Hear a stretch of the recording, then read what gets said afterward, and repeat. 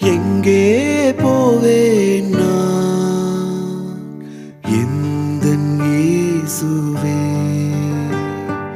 யாரிடம் சொல்வேன் நான் எந்தன் பாரத்தை?